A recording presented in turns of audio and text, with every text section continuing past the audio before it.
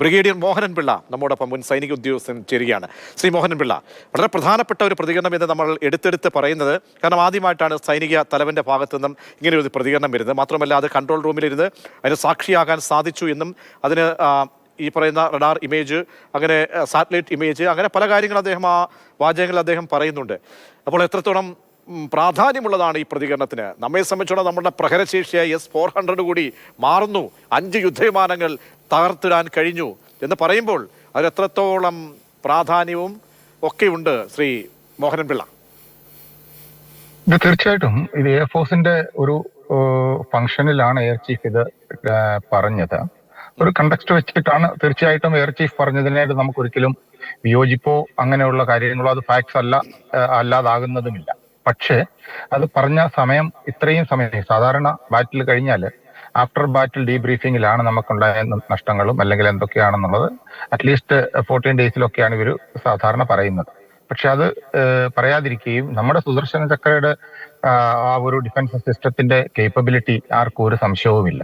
പക്ഷെ ഇതിനകത്ത് വന്നിരിക്കുന്നത് വെടിവെച്ചിട്ടു എന്ന് പറഞ്ഞു കഴിഞ്ഞാൽ is it in Indian territory or is it in across അവരുടെ ശത്രു രാജ്യത്താണോ വീണത്? അപ്പം ഇന്ത്യൻ ടെറിട്ടറി ആയിരുന്നുവെങ്കിൽ തീർച്ചയായിട്ടും നമ്മൾ ക്ലെയിം ചെയ്യുന്നതിന് വിത്ത് പ്രൂഫ് ഉണ്ടായി തന്നെ. അപ്പൊ നമ്മളെ സംബന്ധിച്ചിടത്തോളം 6 യുദ്ധവിമാനങ്ങൾ വെടിവെച്ചിട്ടു എന്ന് പറഞ്ഞു കഴിഞ്ഞാൽ വേർ ഇറ്റ് ഈസ്, അത് അങ്ങനെ ഉണ്ടെങ്കിൽ 6ഉം it is not UAV, pilot ഇല്ലാത്ത വിമാനങ്ങളല്ലല്ലോ.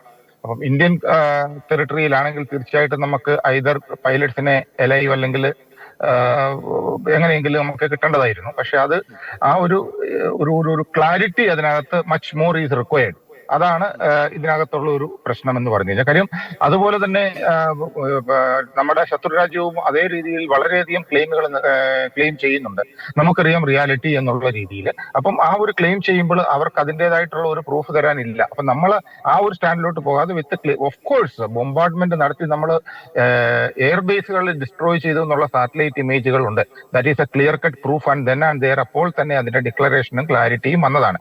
ഇതും ക്ലാരിറ്റി ഇല്ല എന്നുള്ളതാണ്. പച്ച് more clarity is required when we are saying the things into air. ആ ഒരു ഡിസ്ട്രക്ഷൻ ഒരു പ്രൂഫ് കാണിക്കേണ്ടത് നമ്മുടെ ഒരു കാര്യം. നമ്മളെപ്പോലുള്ള ഒരു നല്ല ഒരു റെസ്പോൺസിബിൾ ഡിഫൻസ് ഫോഴ്സസ് ആകുമ്പോൾ തീർച്ചയായിട്ടും അത് കാണിക്കേണ്ടതാണ് എന്നാണ് എന്റെ വ്യക്തിപരമായിട്ടുള്ള ഒരു അഭിപ്രായം. കാര്യം അങ്ങനെ പിന്നെ ശത്രുരാജ്യവും നമ്മളൊരു difference, it is not a propaganda or just an argument or so. It is just not for the argument's sake. Definitely flights are there, then we have to we must have some proof.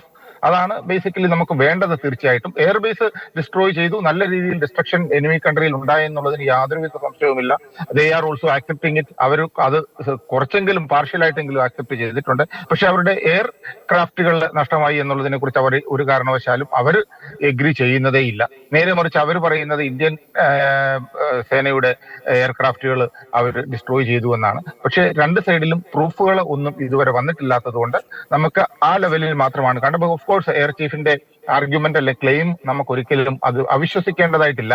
തീർച്ചയായിട്ടും ഈ operation സിന്ദൂറിൽ നമുക്കൊരു upper hand ഉണ്ടായി destruction മോഡിൽ. തീർച്ചയായിട്ടും destruction മോഡിൽ we have an upper hand. അതാണ് യുദ്ധത്തിന്റെ രീതിയിൽ നമുക്ക് പറയുവാണെങ്കിൽ. ഡിസ്ട്രക്ഷൻ മോഡിൽ ഡിഫൻസീവ് സിസ്റ്റത്തിൽ and even offensive as well, ആ ഒഫൻസീവിലും നമുക്കൊരു അപ്പർ ഹാൻഡ് ഉണ്ടായി എന്ന് നമുക്ക് പറയാൻ പറ്റും തീർച്ചയായിട്ടും. ബട്ട് എത്ര എങ്ങനെ എന്നുള്ളത് ഒരു മച്ച് മോർ ക്ലാരിറ്റി, അതായത് ഒരു പ്രൂഫ് എന്നുള്ള രീതിയിൽ ഇല്ല എന്നുള്ള ഒരു ഇഷ്യൂ ആണ് ഇപ്പൊ ഇതിനകത്ത് ഞാൻ വ്യക്തിപരമായിട്ട് കാണുന്നത്. അത് ഒരു ഗവൺമെന്റ് ലെവലിൽ ഒരു PRO അല്ലെങ്കിൽ ആ ഒരു രീതിയിലായിരിക്കണം അത് തീർച്ചയായിട്ടും വരേണ്ടത്. അപ്പം ഡിഫൻസ് എയർ ചീഫ് ഒരു ഫാമിലി അഫെയർ ആണ് ബേസിക്കലി. എയർഫോഴ്സ് ഓഫീസേഴ്സിന്റെ ഒരു ഓർഗനൈസേഷൻ എന്ന് പറയുന്ന അവിടെ ഒരു മീറ്റിംഗിൽ ഇങ്ങനെ പറഞ്ഞു കഴിഞ്ഞാൽ തീർച്ചയായിട്ടും ഓഫ് കോഴ്സ് ക്ലാരിറ്റി ഇല്ല എന്നല്ല ഞാൻ പറയുന്നത്. ബട്ട് ഇത് ഗവൺമെന്റ് സൈഡിൽ നിന്നാണ്. PRO ആണ്. കോൺടെസ്റ്റ് ഇപ്പോൾ അറിയാമല്ലോ, കാരണം പാർലമെന്റിലടക്കം ഈ ഓപ്പറേഷൻ സിന്ദൂരിന്റെ ചർച്ചകൾ കഴിഞ്ഞു.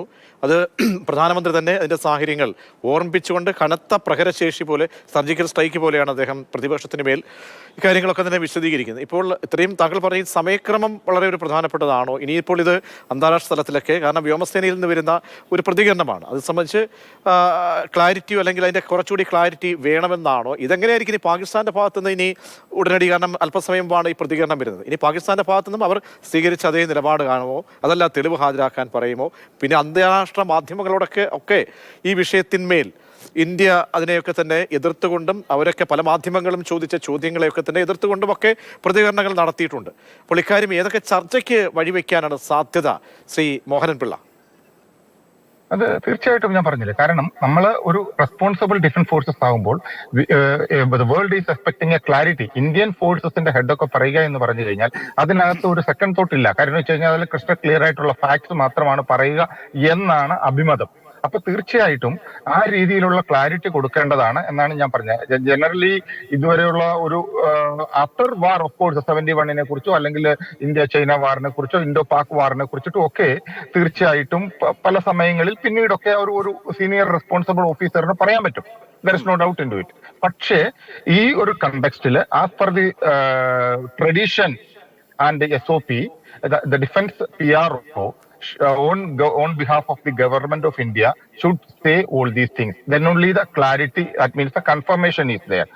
അതുപോലെ തന്നെ എനിമി കൺട്രിയിലെ എയർ ചീഫ് പല കാര്യങ്ങൾ പറഞ്ഞിട്ടുണ്ട്, എനിമി കൺട്രിയിലെ ആർമി ചീഫ് പല കാര്യങ്ങൾ പറഞ്ഞിട്ടുണ്ട്. But what the government Pak media not Pak PRO says, അതാണ് നമുക്ക്. അതുപോലെ തന്നെ ഇന്ത്യയിലെ ഗവൺമെന്റൽ സൈഡിൽ നിന്ന് വരുന്ന ക്ലാരിറ്റിയാണ് നമുക്ക് ആവശ്യം. അപ്പോൾ ക്വസ്റ്റ്യൻ റേസ് ചെയ്യും ഞാൻ ഈ പറഞ്ഞ മാതിരി വേറെ പ്രൂഫ്. അപ്പൊ ഏത് കാര്യത്തിനാണെങ്കിലും എവിഡൻസ് ആണല്ലോ ഇമ്പോർട്ടന്റ്. നമ്മുടെ കയ്യിൽ ക്ലാരിറ്റിയോടെ എവിഡൻസ് കൊടുക്കാൻ പറ്റുന്ന ഡിസ്ട്രക്ഷൻ ബേസസിന്റെ ഡിസ്ട്രക്ഷൻ സാറ്റലൈറ്റ് ഇമേജിൽ 100% ഇന്റർനാഷണൽ കമ്മ്യൂണിറ്റി ആക്സെപ്റ്റ് ചെയ്തിട്ടുള്ളതാണ്. അപ്പോൾ അവിടെയാണ് ഇത് എന്നുള്ളത് അവർ അംഗീകരിക്കണം. ഇത്രയും എയർക്രാഫ്റ്റ് അവിടെ ഗ്രൗണ്ടഡ് ആയിരുന്നു, അപ്പോൾ അത് ഡിസ്ട്രോയ് ചെയ്തു എന്ന് പറഞ്ഞാൽ അതിനൊരു ഒരു പാർഷ്യൽ ക്ലാരിറ്റി ഈസ് എക്സിസ്റ്റിംഗ്. നേരെ മറിച്ച് വെടിവെച്ചിട്ടു എന്ന് പറയുമ്പോൾ is it in Indian land or is it in enemy country land across ആണെങ്കിൽ തീർച്ചയായിട്ടും അതിന്റെ ഒരു ക്ലാരിറ്റി വരണം. നമ്മുടെ കൺട്രിയിലാണെങ്കിൽ പറഞ്ഞില്ലേ, തീർച്ചയായിട്ടും നമുക്ക് അതിന്റെ എവിഡൻസ് കിട്ടും. കോപ്റ്ററിന്റെ അല്ലെങ്കിൽ എയർക്രാഫ്റ്റിന്റെ പാർട്സുകൾ അല്ലെങ്കിൽ പൈലറ്റ് അങ്ങനെയൊക്കെയുള്ള കാര്യങ്ങൾ ഉണ്ടാവാം. ഞാൻ അതിനെക്കുറിച്ച് കൂടുതൽ കിടക്കുന്നില്ല. ബട്ട് ഇതിനൊരു ഡിസ്കഷൻ, ഇത് തീർച്ചയായിട്ടും ഒരു ക്രിട്ടിക്കൽ ഡിസ്കഷൻ വേൾഡ് ഫോറത്തിൽ തന്നെ വരും. അവര് അതിനെ ഒരിക്കലും അംഗീകരിക്കില്ല എന്നാണ് എനിക്ക് തോന്നുന്നത്. അവരൊരു കാരണവശാലും ഇത് അംഗീകരിക്കില്ല. പക്ഷെ ഇതൊരു പൊളിറ്റിക്കൽ ഡിബേറ്റിന് വേണ്ടിയുള്ള ഒരു കാര്യമായിരിക്കാം തീർച്ചയായിട്ടും. പിന്നെയും ഇന്ത്യയിലെ ഓപ്പോസിഷൻ പാർട്ടി അവര് വേറൊരു രീതിയിൽ അതിനെ ഡിബേറ്റ് ചെയ്യും. But the government will say that okay, this is what why you are doubting the words of an air force officer. അങ്ങനെയുള്ള ഓരോരോ ചർച്ചകളിലേക്ക് ഇത് വഴിവെക്കും. പക്ഷെ ഇത് വരേണ്ടത് ഡിഫൻസ് PROയിൽ നിന്നാണ് എന്നാണ് as per the tradition. Government of ഇന്ത്യയാണ് he should say that. Yes, വളരെയധികം നന്ദി ശ്രീ ബ്രിഗേഡിയർ മോഹൻ പിള്ള.